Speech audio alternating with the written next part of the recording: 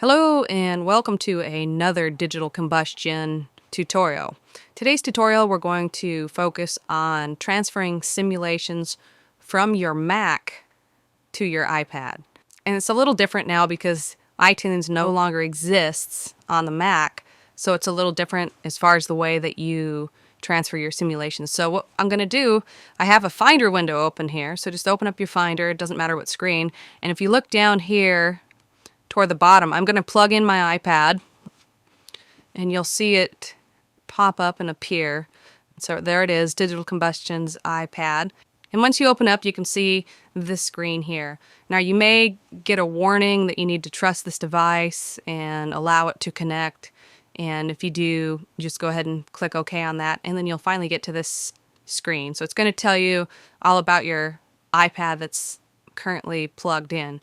What we're going to do is go into this Files area because that's going to be the important area that we're going to look at. So right now I actually have both the Fire Studio 7 player and the Fire Studio 6 player. So pick whichever version you're using if you're transferring simulations from it. For this one, I'm going to go ahead and put it in my Fire Studio 7 player. And if you look down on here, there shouldn't be anything on it. We've got a folder here that just says 0 kilobytes. We're going to leave that folder alone though. We don't want to put anything in there. All the files that we're going to put in here, we're just going to drag them and drop them into here. So I'm going to go ahead and open up a new Finder window.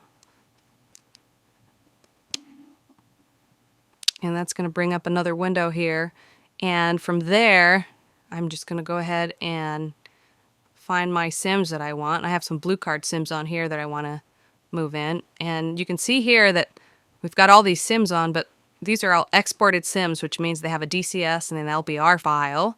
And for each sim, you have to have both of those files to make that simulation work. So if we were only taking this one sim, we'd just select this and we could drag it over to our player, and there they are. So let's bring back our window. If I wanted to bring a whole bunch of them in, we'll go ahead and I'll take the rest of these from down to here. And I just drag them over and you can see them populate onto my iPad.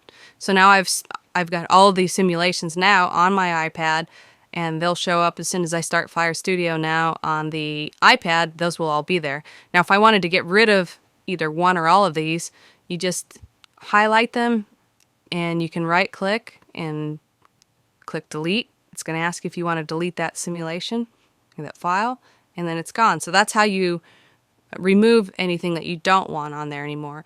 I suggest if you have a bunch of simulations, especially in the case of like a Blue Card iPad, I don't suggest putting everything Blue Card has on there, only because then you've got to scroll through hundreds of simulations to find the one you want. I would just put the simulations that maybe you're using that quarter for training or what you're going to need in the near future, and then just leave all the other ones off so that you don't have to deal with all of them being on there. And also it's going to take up a lot of your storage as well. So that's it really on the iPad. It's pretty easy to add your simulations. Again, you don't have to go through iTunes like you do on a Windows machine, just because the Mac no longer has iTunes. So it makes it pretty easy. It pretty much shows up here just like another hard drive or an external drive. That's all you need to know. Keep your eye out here for some more tutorials, and then also if you go to our website at digitalcombustion.com and click on Help Center, there's all sorts of articles and different types of help and videos that you can get from that area as well.